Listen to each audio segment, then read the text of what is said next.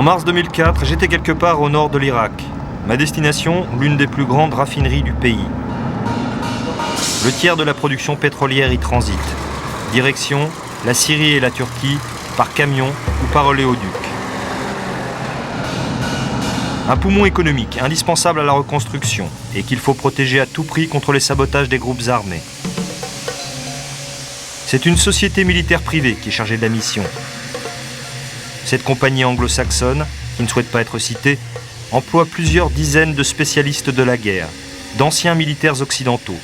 Dans cette raffinerie, ils sont une demi-douzaine, tous français. Parmi eux, Darius, d'origine polonaise, et Philippe. Fait exceptionnel, ils ont accepté de parler. Je suis ancien militaire.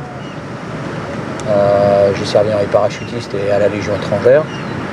Et puis à l'issue de 23 années de service, je suis rentré dans la sécurité. Ça vous plaît comme métier? Oui, c'est intéressant. C'est quoi votre motivation première? C'est l'argent ou Surtout l'aventure. L'aventure. L'aventure. C'est intéressant? Tout à fait. Financièrement? C'est plus l'aventure. C'est bien payé?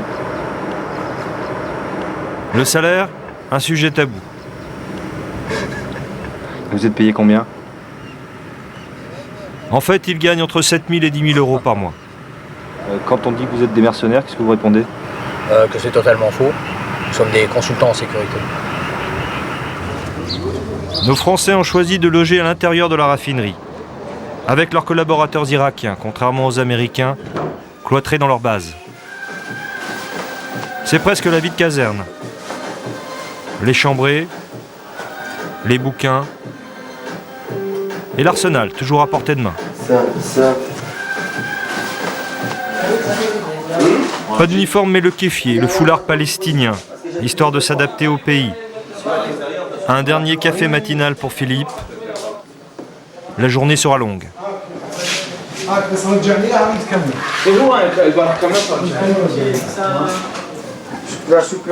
Darius, lui, n'oublie pas de rester galant avec la seule femme des lieux, la secrétaire irakienne Amina. Très bien.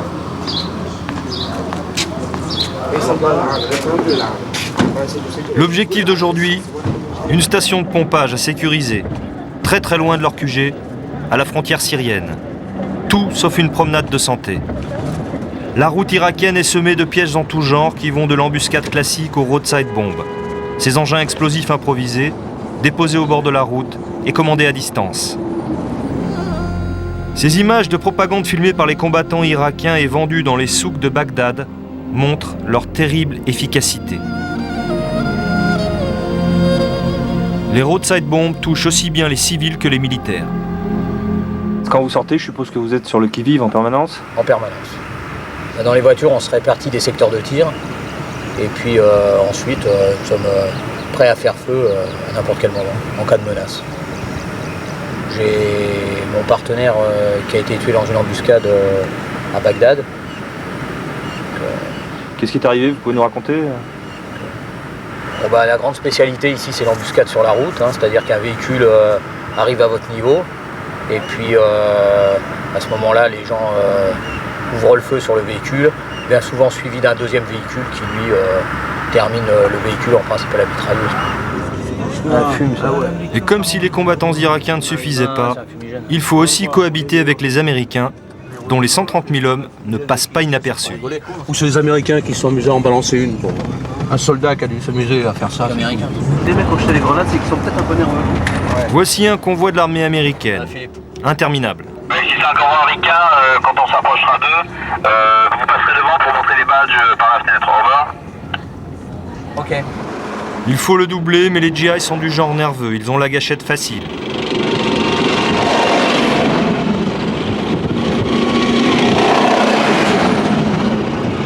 Window. Behind. Mieux vaut montrer au passage la carte d'accréditation délivrée par la coalition. Un sourire, un petit bonjour, ce n'est pas mal non plus pour soigner les relations franco-américaines. En tout cas, les mecs, ils déménagent parce qu'ils ont des sacs de couchage, ils ont les lits, tout le matos. Vers quel nouveau combat se dirigent ces troupes lourdement équipées? Les privés l'ignorent et ne veulent pas le savoir. Ce n'est pas leur job. Nous sommes à la frontière syrienne. Le patron des lieux, c'est lui, le Cheikh Sabah, en gandoura noir sortant d'une Mercedes dernier cri. Il règne sur la tribu des Abou Nimer, majoritaire dans la zone. C'est dans cette tribu que les Français vont recruter leurs agents de surveillance. Une façon comme une autre d'acheter la tranquillité. Il leur faut embaucher une 60aine de gardes pour le site. Les négociations peuvent débuter. Cet homme en gris, c'est le directeur de l'installation. C'est avec lui que les privés vont commencer à traiter. Négocier avec les autochtones, c'est justement la spécialité des Français, et notamment celle de Stéphane. On est tous des anciens qui avons travaillé en fait dans la sécurité en Afrique noire.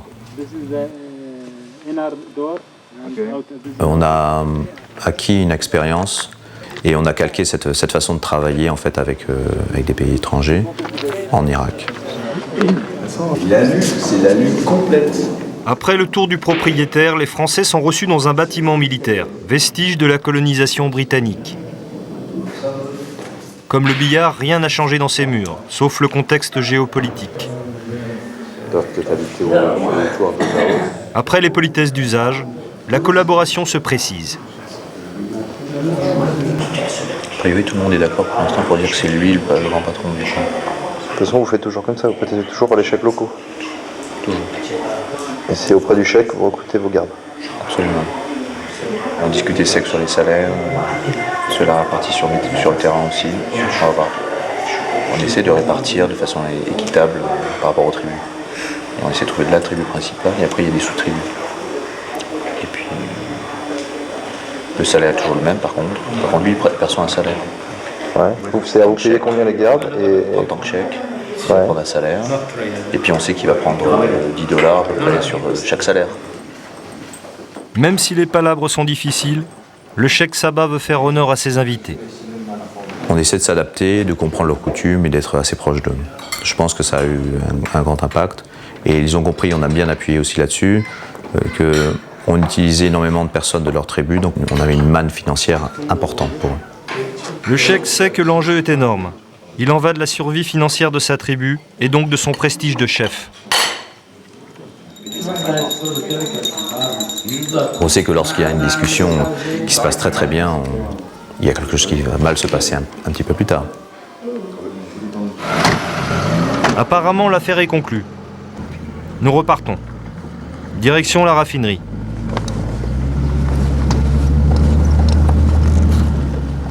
Et là, d'autres problèmes surgissent. Voilà, servez-vous, hein. C'est quoi ça? C'est une raffinerie de la raffinerie, là.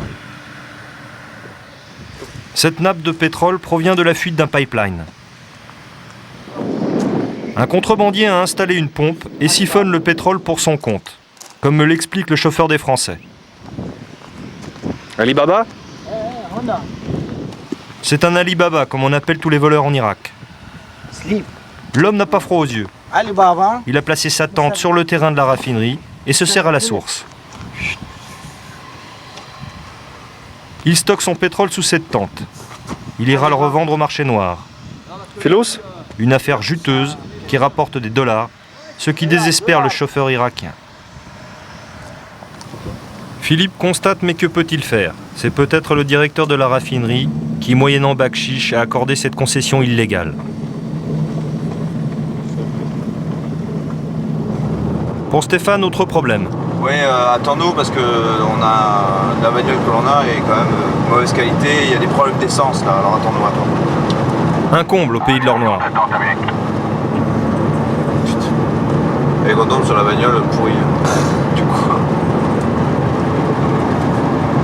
Ah, vaut mieux pas tomber en panne ici, quoi. Ah là, Faut monter dans l'autre voiture et laisser celle-là. c'est clair.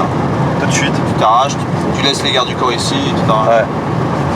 Parce que là c'est le coin à l'époque de Saddam Hussein ici, il fallait pas rouler après midi. Sinon tu te faisais attaquer. À l'époque Saddam Hussein, t'imagines. Ça a toujours été un endroit de bandits et de voleurs qui attaquaient les voitures isolées.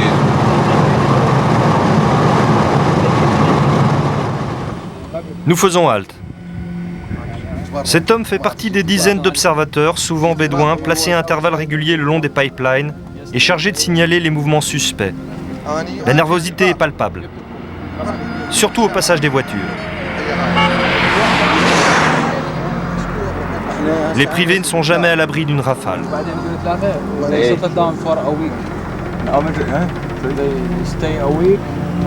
Il recueille quelques informations et nous redémarrons, s'entraîner.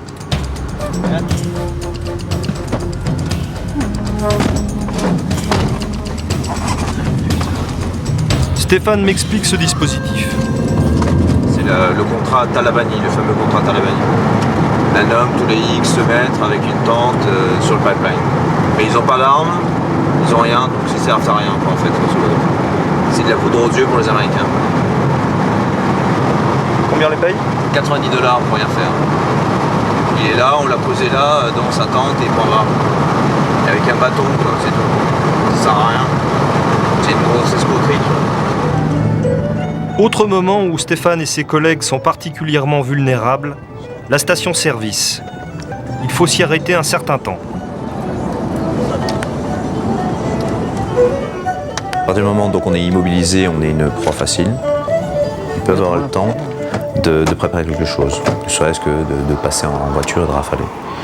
Donc on a mis un dispositif en place, 2-3 personnes, dont moi en extérieur, pour empêcher toute velléité d'attaque. Ok, nous on est pareil, on a le plein en diesel à la fin. Ok, bah nous, ça va pas tarder. Ok, on vous attend. Pour Darius, la journée n'est pas finie.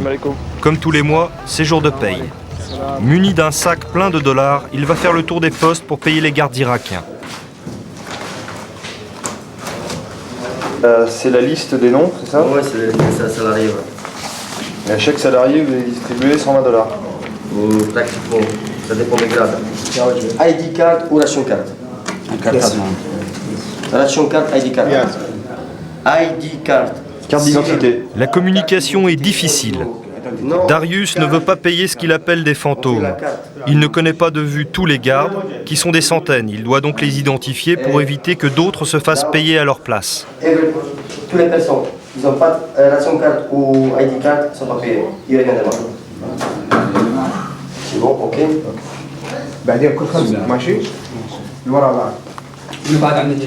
Et même pour ceux qui ont une carte, il faut être vigilant. Ouais, c'est sûr. C'est voir?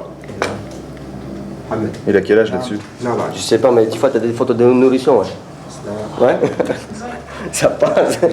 Certains tentent de l'escroquer avec des faux papiers. Tout est bon pour empocher 120 $. Malgré tout, les gardes irakiens embauchés par les Français sont contents. Ils ont un salaire, une arme, un uniforme. À tel point qu'ils font parfois du zèle, comme ici. Alors que les Français font leur tournée, branle-bas de combat. Tout le monde s'agite. Un véhicule suspect, semble-t-il.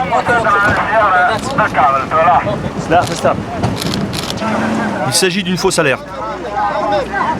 Ainsi, les gardes irakiens ont justifié leur salaire et ne sont pas peu fiers de cette démonstration de force.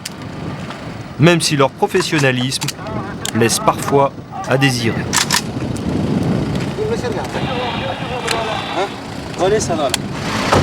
Retour au poste. Mais que s'est-il vraiment passé? À mon avis, je pense que c'était monté de toutes pièces. Monté de toutes pièces, la confiance règne. Ces hommes doivent se méfier en permanence. Le gilet, vous mettez quand vous êtes en voiture? En fait, ouais, moi je le mets dans la voiture, mais normalement je le porte jamais. Mais depuis qu'on a appris que l'assurance vie qu'on avait prise ne fonctionnait pas si on portait pas le gilet, si on se faisait tuer, je le mets. Tout bêtement. Mais deux gamins, donc l'assurance, j'aimerais bien que ça leur profite si jamais je meurs. Mourir c'est une chose, mais laisser les autres dans la merde c'est autre chose. Donc voilà quoi. Casquette obligatoire.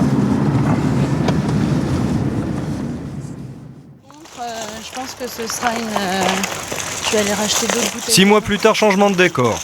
Je retrouve Stéphane lors d'une période de congé accordée chaque trimestre. Alors, allez, Pendant une vingtaine de jours, il rejoint le sud de la France, sa compagne, ses 2 enfants, et il en profite pour se détendre au golf. C'est vrai que là, on est dans un autre monde, qui n'a rien à voir avec le désert irakien, ou les roadside bombs qui ont explosé, les voitures brûlées, ou ce genre de choses, quoi. Donc c'est vrai que c'est un autre monde. C'est un peu en décalage avec ma vie, mais c'est moi. Les gens avec qui je travaille ne savent pas nécessairement que je fais du golf. Et ceux avec qui je fais du golf ne savent pas nécessairement que je vais en Irak. Pour sa compagne, ce n'est pas facile tous les jours. Regarde, vas-y. Allez, va. La gestion au quotidien n'est pas évidente parce qu'ils réclament beaucoup leur père et que c'était un père très présent. Mais bon, on leur explique finalement qu'il est en Irak, qu'il fait un long travail. On essaie de leur dire que leur père n'est pas exposé au danger et que lui ne fait pas la guerre.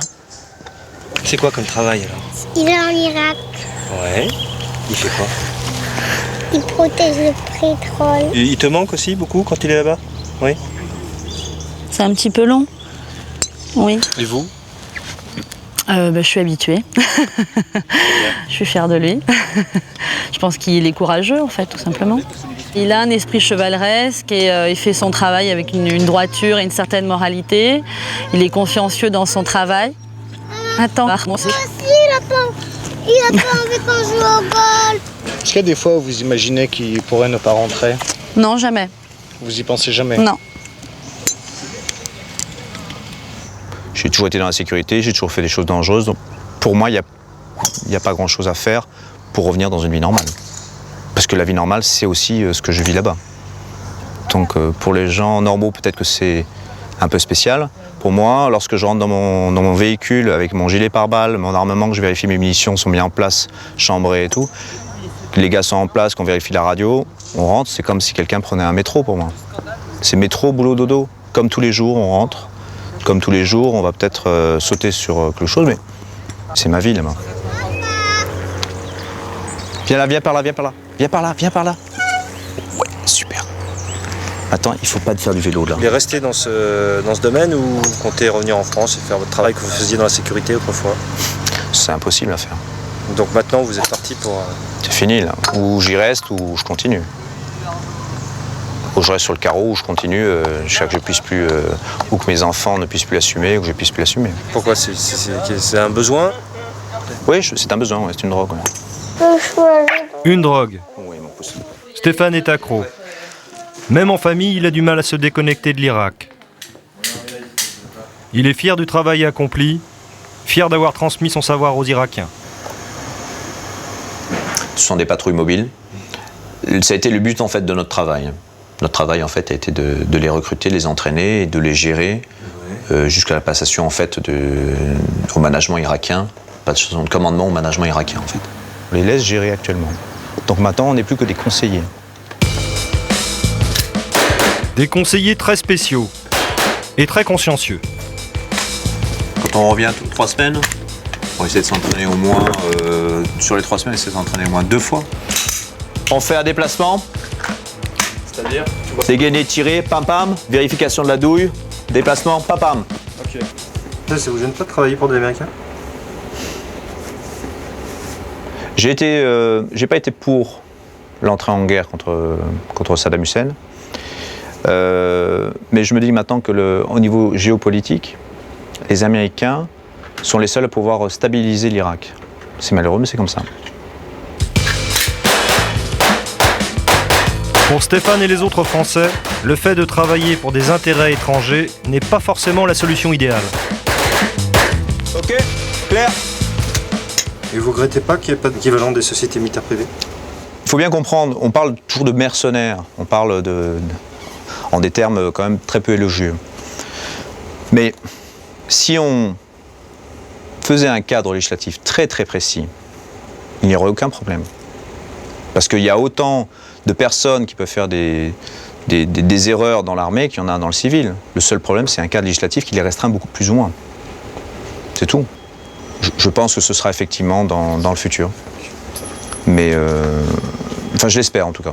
Ça m'évitera d'aller travailler pour les Américains. Pour l'instant, il n'y a qu'une seule entreprise française à revendiquer l'appellation de société militaire privée, la Secopex. On voit ici ces stagiaires en protection rapprochée s'entraîner du côté de Carcassonne.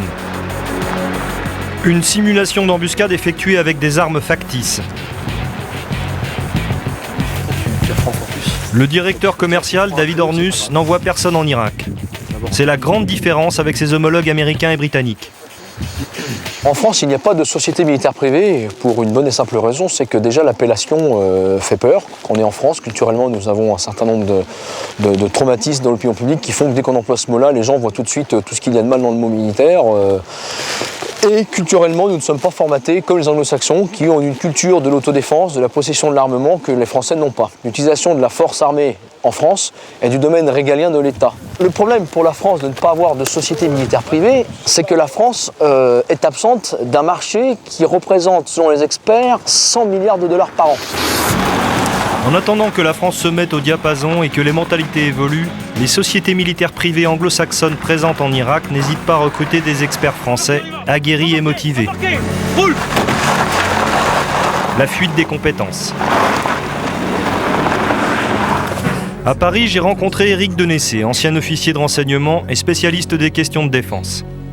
Ça n'empêche pas les individus de partir un par un pour se joindre à des sociétés britanniques, à des sociétés américaines qui elles-mêmes viennent souvent recruter en France.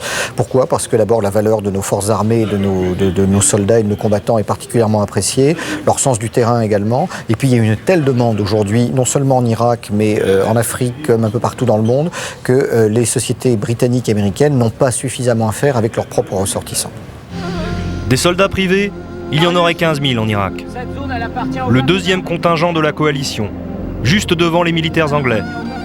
D'une certaine manière, la Légion étrangère de George Bush. Ils viennent de tous les pays, de toutes les armées, attirés par l'odeur de la poudre, des salaires élevés et une reconnaissance officielle.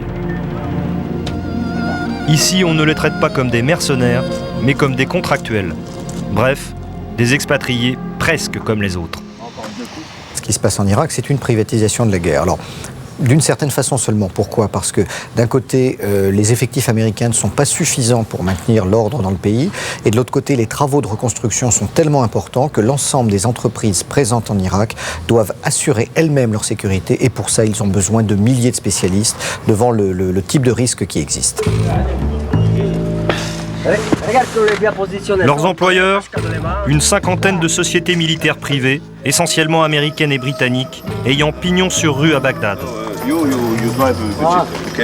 Les contrats se chiffrent en dizaines de millions d'euros. C'en est bien fini du mercenariat à la papa type Bob Denard. Voici venu le temps des businessmen de l'embrouille, de la guerre cotée en bourse. Premier bénéficiaire, l'armée américaine. C'est ce que m'explique le général Jean Heinrich, ancien responsable du service action de la DGSE, les services secrets français. Cela donne une certaine souplesse et une liberté au Pentagone. Tout d'abord, pour intervenir dans une zone, Blackwater ou MPRI peut intervenir sans l'autorisation du Congrès, ce qui n'est pas le cas des forces américaines. Ensuite, il y a un intérêt économique. On utilise des gens lorsqu'on en a besoin et on n'est pas obligé de les payer lorsqu'on n'en a plus besoin. Des inconvénients, il y en a aussi. D'abord pour les agents de sécurité, comme pour l'Italien Fabrizio Quattrocci, enlevé et exécuté en avril 2004. Ou pour les 4 Américains de Fallujah, tombés dans une embuscade à la même époque, brûlés et lynchés par la foule. Ils sont entre 100 et 150 privés à avoir ainsi perdu la vie en Irak. Autre risque, plus hypothétique, mais pas inimaginable, pour les commanditaires des sociétés militaires privées, c'est-à-dire pour les gouvernements ou les entreprises. Si la logique de ces sociétés est purement commerciale, est-ce qu'on ne peut pas imaginer qu'un jour, sur le terrain irakien par exemple, ayant un contrat mirobolant de la part d'un équivalent de Ben Laden, elle se retourne contre les États-Unis? On peut l'imaginer, on peut le craindre.